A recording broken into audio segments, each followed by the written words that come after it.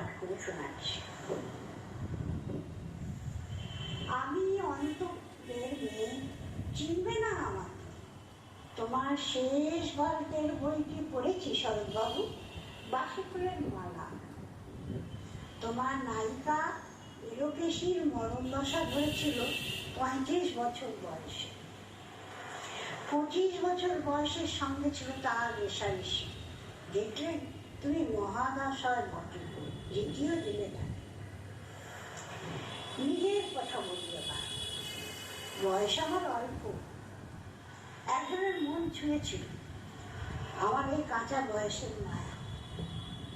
তাই জেনে পুরোগ্রান্ত আমার দেহে ভুলে গেছিলাম অত্যন্ত সাধারণ মেয়ে আমি। আমার মতো এমন আছে হাজার হাজার মেয়ে, অল্প বয়সের মন্ত্র তাদেরও যৌবনে।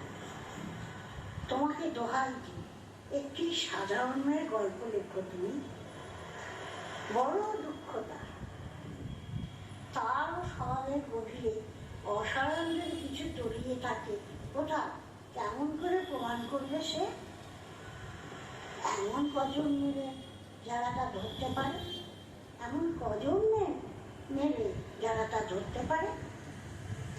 কাঁচা বয়সের জাদু লাগে ওদের চোখে, মন যায় না সত্যের খোঁজে। আমরা বিকিয়ে যাই মরীচিকার দামে। কথাটা কেন উঠলো তা বলি। মনে করো তার নাম নরেশ। সে বলেছিল কেউ তার চোখে পড়েনি আমার মতো। এত বড় কথাটা বিশ্বাস করবো যে সাহস আমার হয় না, না করবো এমনও জোর করি। একদিন সে গেল বিলেতে। চিঠিপত্র পাই কখনো পা। মনে মনে ভাবি, রাম রাম, এত মেয়েও আছে সে দেশে, এত তাদের ঠেলাঠেলি ভিড়, আর তারা কি সবাই অসামান্য? এত বুদ্ধি, এত উজ্জ্বলতা, আর তারা সবাই কি আবিষ্কার করেছে ওই এক নরেশ সেনকে? স্বদেশে যার পরিচয় চাপা ছিল 10-এর মধ্যে। গেল মেয়ের চিঠিতে লিখেছে রিজির সঙ্গে গিয়েছিল সমুদ্রে নাইটি।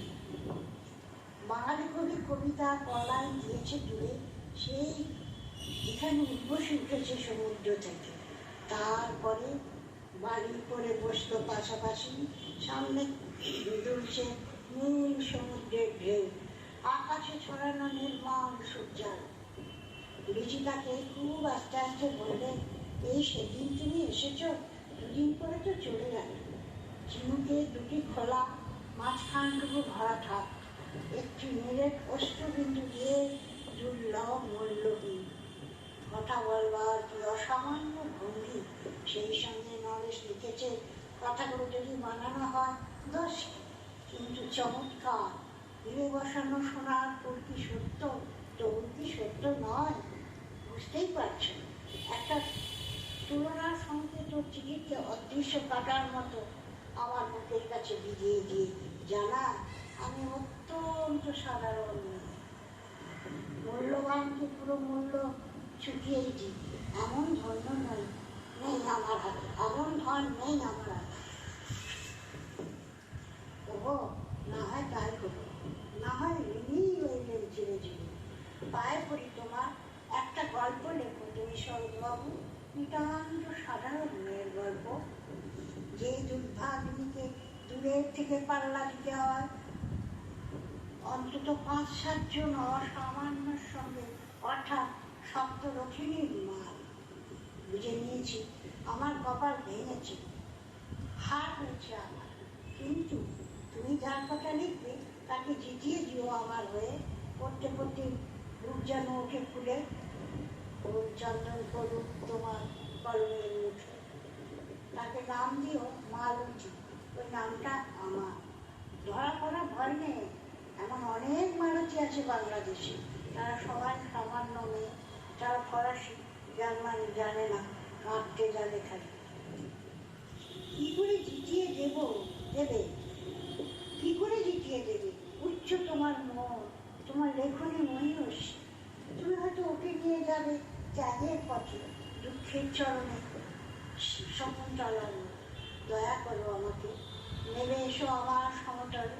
বিছানায় শুয়ে শুয়ে রাত্রি অন্ধকারে দেবতার কাছে যে অসম্ভব বর মাগি, সেবার আমি পাবো না, কিন্তু পায় যেন তোমার নাই। রাখো না কেন নরেশকে 7 বছর লন্ডনে, বারে বারে ফেল করুন তার পরীক্ষা, আদরে থাক আপন পাশে কামা অন্যনীতে। ইতিমধ্যে মালতী পাশ করুক এমএ কলকাতা বিশ্ববিদ্যালয়।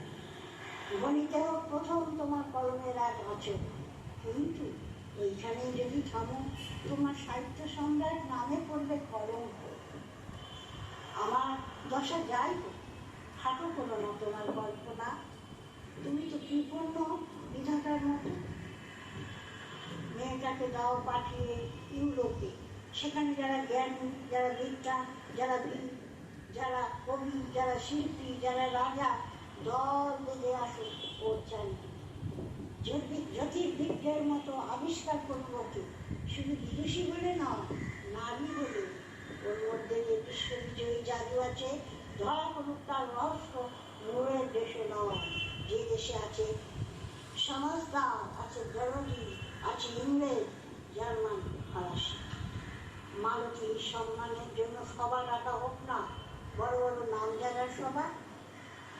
মনে করা যাক সেখানে বর্ষণ হচ্ছে মুসলধারে চাটু বাক্য, মাঝখান দেশে চলেছে অবহেলায়, ঢেউয়ের উপর দিয়ে যেন পালের নৌকা।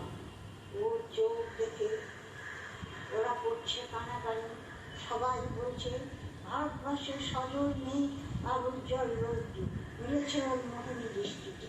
এইখানে জনান্তিকে মনে রাখি, সৃষ্টিকর্তার প্রসাদ সত্যই আছে আমার চোখে। বলতে হলো নিজের মুখে, এখনো কোনো ইউরোপীয় রসদকে সাক্ষাৎ ঘটেনি করা।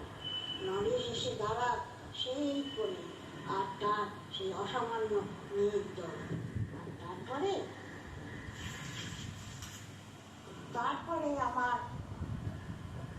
আমার মধ্যে 7টি মুড়লো, স্বপ্ন আমার ফুরলো। হায় রে সামান্য মেয়ে, হায় রে বিধাতার শক্তির অপব্যয়।